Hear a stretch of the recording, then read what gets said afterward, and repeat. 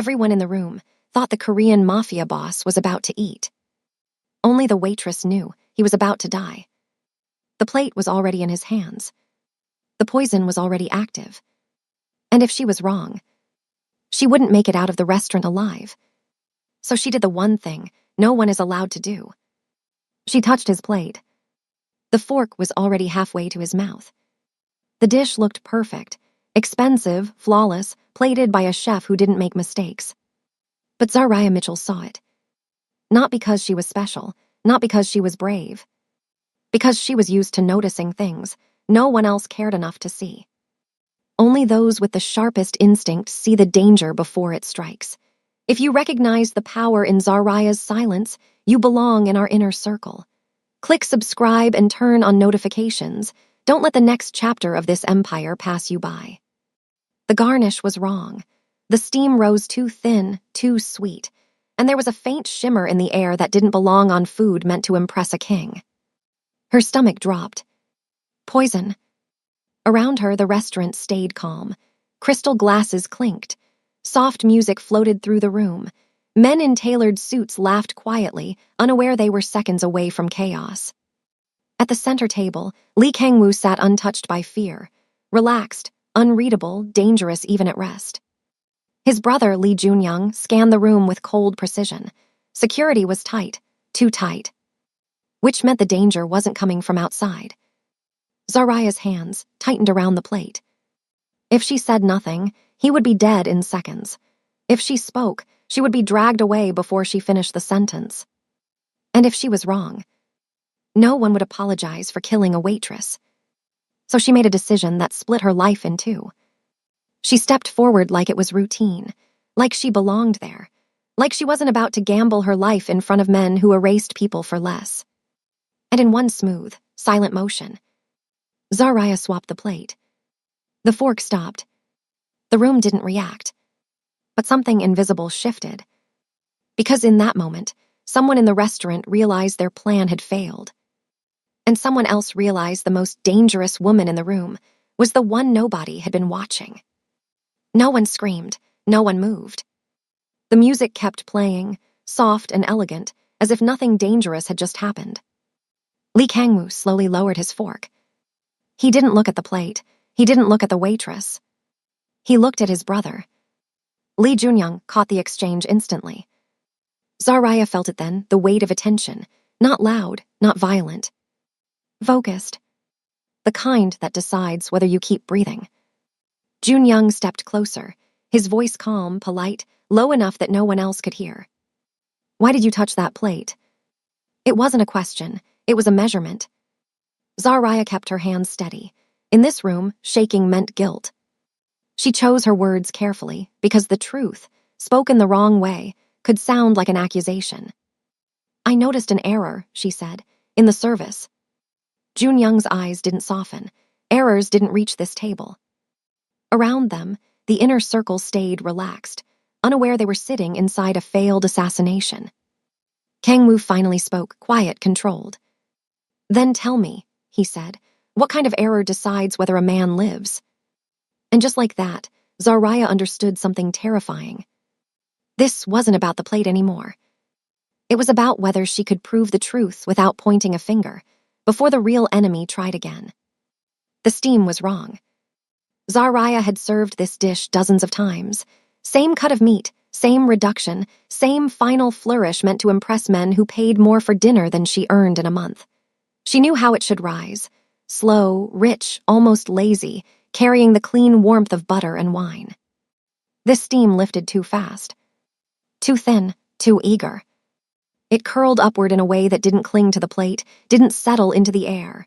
And beneath the sweetness, just faint enough to be missed by anyone not trained to notice, there was a sharper note.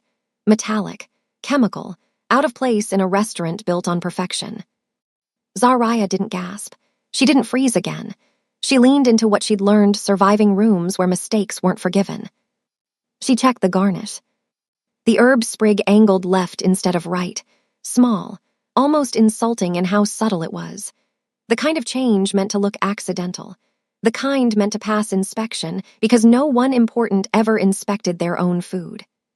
Across the table, Lee Kangwoo sat exactly as he had moments ago. Still, composed, dangerous without moving. He hadn't raised his voice.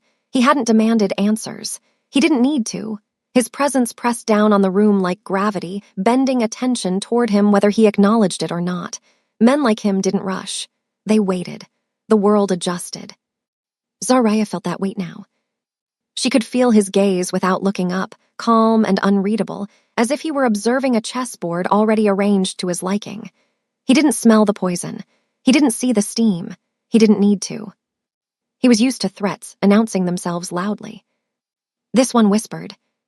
Her mind replayed the moment in the service corridor earlier, the plate handed off without eye contact, the chef's apology too smooth, too rehearsed. A private dinner labeled secure. Security that watched doors instead of hands. The danger hadn't entered the restaurant. It had been invited in. Zaraya kept her posture respectful, her expression neutral. Panic would turn her into a suspect.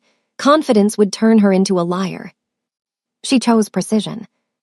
Lee Junyoung shifted closer, silent as a shadow. His eyes flicked from her face to the table, to the plate that no longer sat in front of his brother. He noticed everything, but not the steam. Not yet. Zaraya understood, then why it had fallen to her. In rooms like this, power made people blind. And invisibility had finally made her dangerous. Lee Junyoung didn't raise his voice. He didn't step into her space the way men did when they wanted to scare someone. He simply turned. And when his eyes settled on Zaraya, the rest of the room faded out. Service is usually faster at this table, he said calmly, lifting his glass as if commenting on the wine. Was there a delay? The question was harmless, polite, something any guest could say. But his gaze never left her hands. Zaraya adjusted the napkin by instinct, slow and deliberate. In a luxury restaurant like this, movement was language. Sudden meant guilty. Careful meant trained. There was a plating correction, she replied, keeping her tone light, professional. I didn't want the chef's mistake to reflect on the guest. Junyoung's mouth curved slightly. Not a smile, a measurement. Interesting, he said, because that dish passed 3 checkpoints. He swirled the drink in his glass. Ice clicked softly. To anyone watching, it looked like casual conversation. To Zaraya, it felt like a blade tracing her pulse. She didn't rush to defend herself. That would look rehearsed. Instead, she mirrored him. Then someone changed it after, she said, which is why I intervened. A beat passed. Kangwoo remained silent, his presence steady at the center of the table. He didn't interrupt. He didn't rescue her. He allowed the moment to stretch, as if watching how long she could stand without support. Power didn't need to speak. Junyoung leaned back slightly, nodding as if satisfied. And if you're wrong, he asked, voice still calm, you touched something that didn't belong to you. Zaraya met his eyes for the first time. Then you'll correct my mistake, she said evenly, the same way I tried to correct the chef. Around them, suits laughed. Cutlery clinked. The string quartet drifted through another elegant note. The restaurant continued pretending nothing dangerous was happening. But Junyoung noticed the detail that mattered. Across the table, one man had gone still. Too still. In a world of traitors, a woman this loyal is rarer than gold. Show your respect for Zaraya's courage. Smash the like button if you believe loyalty should always be rewarded. His fingers hovered over his glass without lifting it. His eyes flicked, just once, to the untouched plate now sitting in front of someone else. A micro-reaction, barely a breath. Junyoung caught it. He looked back at Zaraya, studying her not as staff, but as an anomaly. And for the first time since the plate had been swapped, Zaraya realized something chilling. She wasn't being questioned anymore. She was being protected, just long enough to see if she was telling the truth. The trap came quietly. Junyoung glanced toward the edge of the table, then back at Zaraya, his tone shifting just enough to sound certain. That plate was already cleared, he said. I watched it leave the table, so tell me, why did you touch it again? The words landed softly, but the implication was lethal. A cleared plate meant no reason to intervene. A cleared plate meant fabrication. A cleared plate meant she'd acted without cause. Around them, the Korean Mafia inner circle continued their low conversation, unaware, or pretending to be, while security maintained the illusion of calm. This was how power operated here. Executions happened behind manners. Zaraya felt the heat crawl up her spine. This was the moment that broke people. The moment where panic rushed in and betrayed the truth. She didn't rush. She replayed the sequence in her head. The pass, the handoff, the steam, the timing. Then she shook her head, once politely. No, she said, it wasn't cleared. Junyoung's eyes sharpened. I personally signaled for it, he replied smoothly. My brother hadn't touched it yet. Zaraya inhaled through her nose, slow, controlled. You signaled for the table to be reset, she said, not the plate. She gestured subtly, barely lifting her hand. The glassware was adjusted, the cutlery was aligned, but the dish never left the table. The heat was still active. Silence. Lee Kangwoo shifted slightly in his chair, not enough to be obvious, enough to matter. Zaraya continued, her voice steady because it had to be. If it had been cleared, the steam would have collapsed. It didn't. It rose. Junyoung stared at her for a long second, not blinking, not nodding. Then he smiled. Not approval, confirmation. You're very observant for a waitress, he said. I have to be, Zaraya replied. Mistakes in rooms like this don't get forgiven. Kangwoo finally looked at her. His gaze wasn't curious. It wasn't angry. It was assessing. The kind of look that decided whether something was useful or disposable. And if you misread the steam, he asked quietly, if there was no poison. Zaraya didn't flinch. Then I disrespected you, she said, and I accept the consequences. That was the truth, and they both knew it. Across the table, the man who had gone still earlier reached for his glass. Too fast. Junyoung's hand moved instantly, resting over the glass before it could lift. Not yet, he said pleasantly. The assassin froze. The test was over. And Zaraya understood something chilling as Kangwoo leaned back, calm as ever. She hadn't survived because she was brave. She survived because she was right. And in the world of Korean mafia power, being right was more dangerous than being afraid. The shift was subtle, but it was there. The man across the table forced a smile that arrived half a second too late. His shoulders loosened, then tightened again, as if he'd remembered where he was. Relief flashed through him, sharp and uncontrolled, before discipline dragged his expression back into place. Too fast, too nervous. Junyoung didn't move, but his attention narrowed. Kangwoo noticed too. Power like his didn't miss changes in rhythm.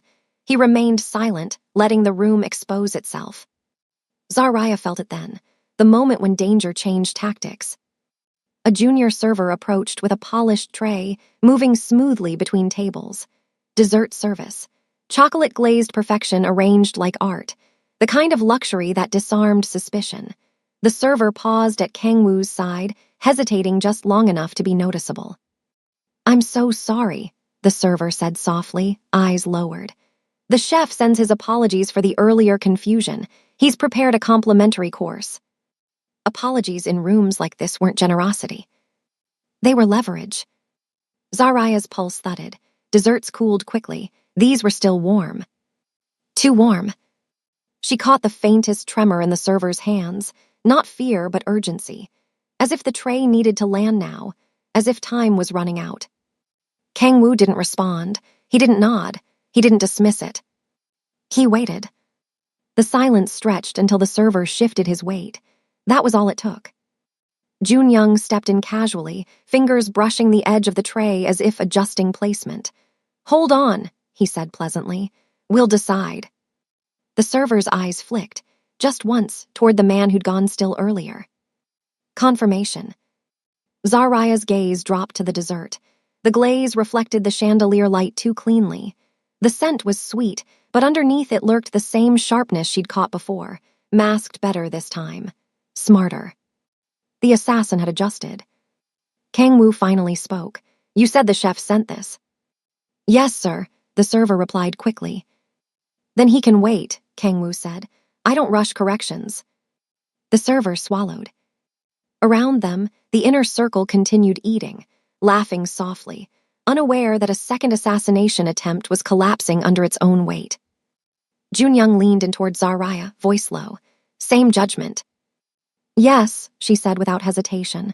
Different delivery. That was all he needed.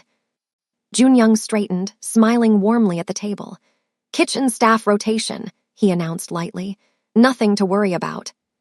Two men in suits appeared beside the server, guiding him away as if escorting a guest. No struggle, no noise. Across the table, the assassin's glass finally slipped from his fingers, shattering softly against marble. Kangwoo watched the spill, unbothered. Then he looked at Zaraya. The predator became the prey the moment she stepped in. We want to hear from the masterminds watching.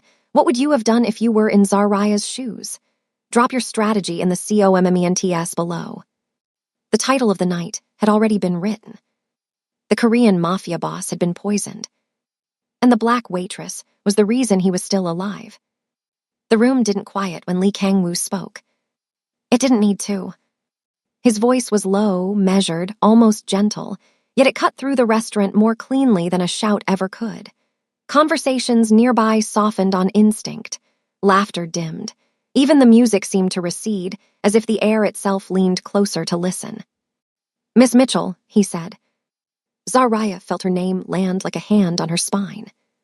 She turned fully toward him, posture straight, eyes steady. This wasn't fear anymore. This was attention, and attention from a Korean mafia boss was never neutral.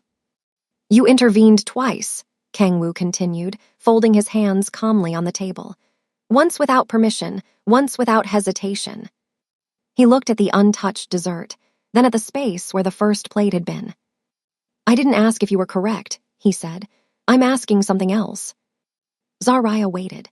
Silence here was safer than guessing. What were you willing to lose? Kangwoo asked softly. To stop me from eating. The question was surgical. Not why she did it. Not how she knew. What she was prepared to sacrifice. Zaraya swallowed, choosing honesty over drama. My job, she said. My freedom, my life. Kangwoo studied her face, not searching for fear, but for calculation. He was used to liars begging, used to allies bargaining. Zaraya did neither. And if there was no poison, he asked. Then I disrespected you, she replied, publicly. A ripple passed through the inner circle. Disrespect carried consequences here. And, Kangwoo prompted. And I would accept whatever you decided, she finished. Junyoung's jaw tightened slightly. He knew what that answer meant. She hadn't acted for reward. She hadn't acted to be seen. She had acted because she couldn't unsee the danger. Kangwoo leaned back in his chair, exhaling slowly. The gesture looked relaxed. It was control reasserting itself after threat. You understand, he said, that saving my life does not guarantee your safety. Yes, Zaraya said. In fact, he continued, it may have made you more visible. She met his gaze. I know. A beat passed. Then Kangwoo nodded once. Good, he said quietly, because invisible people don't survive long in my world. He turned his attention to the table, lifting his glass at last. The motion signaled something unspoken, final. The remaining guests resumed breathing. The danger didn't leave, but it settled. Kangwoo looked back at Zaraya one final time. Stay close, he said. Tonight isn't finished. And in that moment, Zaraya understood the shift. She hadn't just stopped a poisoning. She had stepped into the line of sight of a man whose enemies never stopped trying, and whose protection was as dangerous as his wrath. Zaraya didn't accuse anyone. She didn't point. She didn't whisper a name. She did what she'd learned to do best. She controlled the moment. Sir, she said softly, eyes on Kangwoo, may I correct the service order? The phrasing mattered. It sounded harmless, routine, a waitress asking permission to slow things down. Kangwoo studied her for a fraction of a second, then inclined his head. A signal so subtle only Junyoung noticed it. Proceed, Kangwoo said. Zaraya turned to the table with practiced calm. For quality assurance, she said, lifting the dessert tray slightly, the kitchen recommends a brief rest before serving. Temperature affects the glaze. No one argued with quality.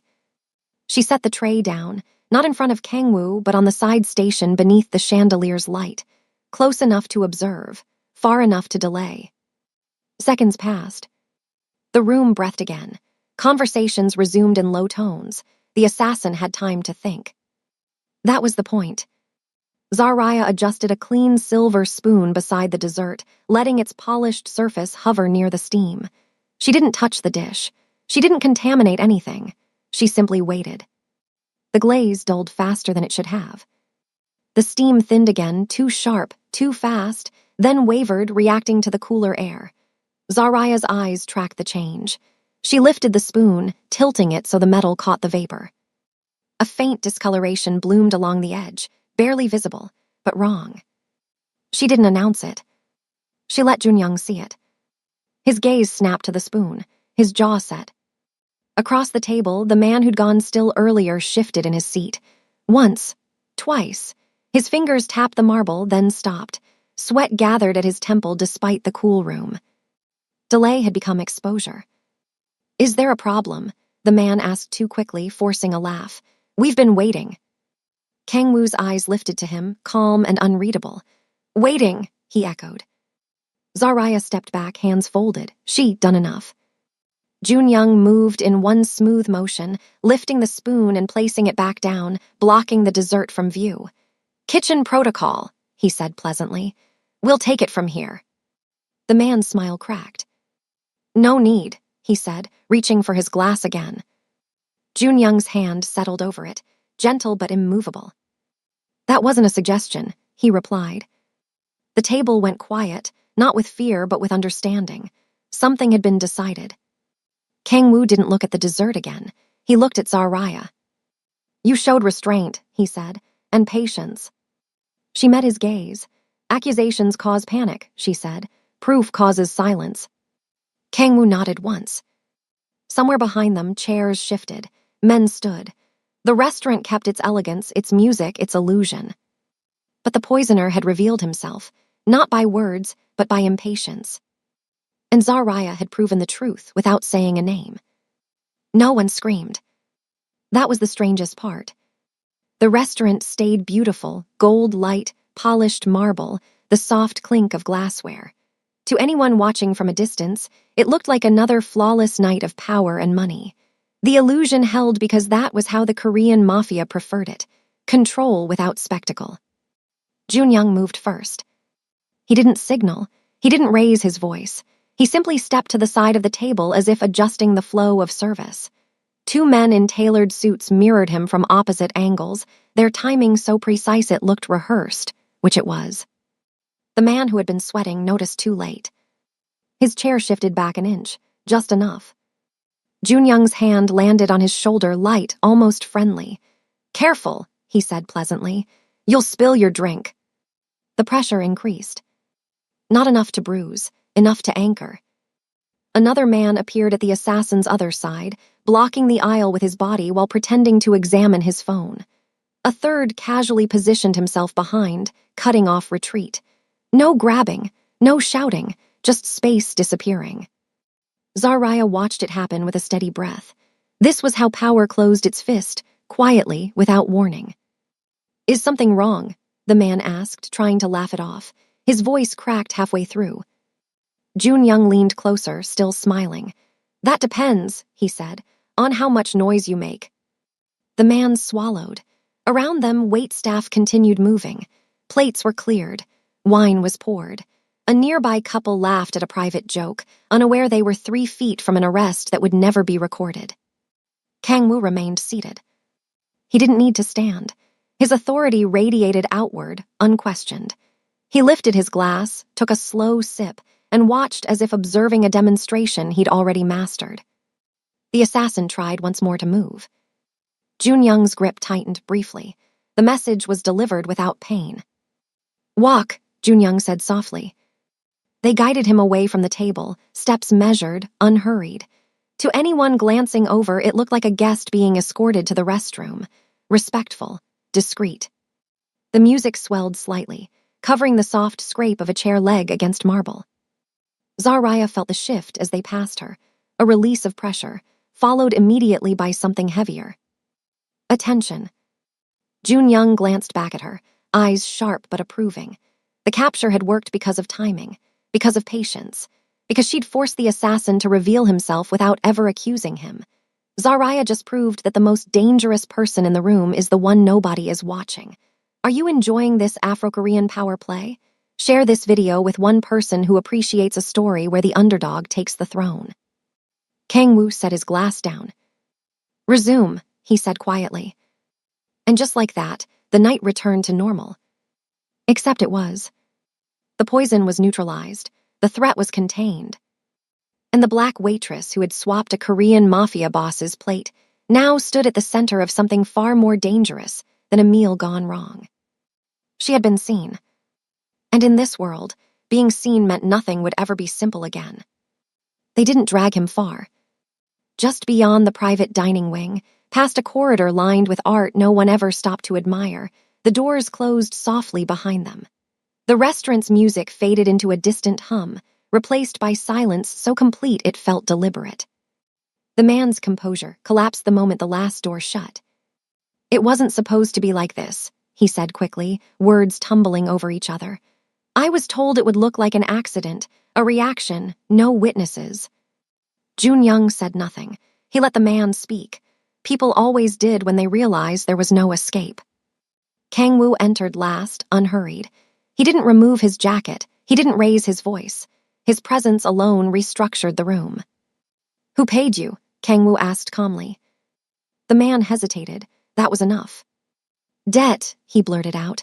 My brother. He borrowed from the wrong people, a rival crew overseas.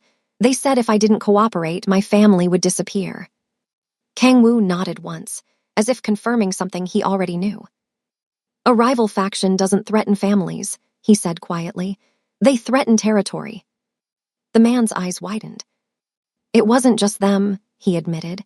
There was help inside, someone in procurement, someone who knew the schedule. They said tonight was perfect, private, secure. If you died here, it would look like a collapse.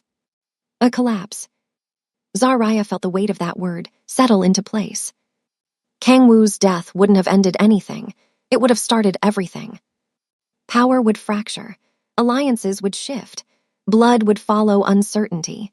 The illusion of order would shatter across cities that depended on his restraint. That's why the poison, Jun Young said quietly. Clean, no gunfire, no witnesses. The man nodded frantically. They said once it happened, blame would spread. Everyone would suspect everyone. No one would know who to trust. Kang-woo looked at him for a long moment. And you believed chaos would spare you? I believed it would end, the man whispered. Kang-woo turned away, already finished with him. The outcome had been decided the moment the plate was altered. Remove him, Kang-woo said. The men moved instantly, guiding the poisoner down a side hall that led nowhere guests were allowed to see. Zaraya remained still, absorbing the truth she hadn't known she was uncovering. This hadn't been about greed alone. It had been about leverage, about families, about turning loyalty into weapons. Kang-woo faced her again. You understand now, he said softly, why a single bite would have mattered. Yes, Zaraya replied. Good, he said, because you didn't just stop a murder. He paused, eyes steady. You stopped a war. And for the first time that night, the danger she felt wasn't behind her. It was in front of her, waiting to see what her new awareness would cost. The dinner resumed, as if nothing had happened. Wine was poured, plates were replaced. Laughter returned in measured tones, the kind that belonged to men who believed the world would always bend back into shape for them. From the outside, the ultra-luxury restaurant looked untouched, another flawless night of money, power, and quiet control. But Zaraya felt the difference. It moved through the room like a current. Lee Kang-woo rose slowly from his seat. The simple act commanded attention without demanding it. Conversations softened, chairs stilled. No one needed to be told this mattered. He lifted his glass, not high, not ceremoniously. To a corrected evening, he said calmly. A few men nodded. A few echoed the toast. The words meant nothing to them. They meant everything to her. Kang-woo's gaze shifted, settling on Zaraya where she stood beside the service station. He didn't raise his voice. He didn't explain. He simply spoke with the same certainty he used to move entire organizations. "Miss Mitchell will remain close," he said. "She is under my consideration." The phrase was polite. The meaning was absolute. Junyoung caught her eye and gave a slight nod. It wasn't reassurance. It was confirmation. The inner circle understood immediately. Eyes flicked toward her quick, assessing, recalibrating. She felt the shift in how she was seen, not as staff, not as background. As someone claimed. Zaraya's chest tightened, not with fear but with clarity. This wasn't protection the way movies framed it. This was visibility. And visibility in the Korean Mafia world carried weight. She had crossed an invisible line when she swapped that plate.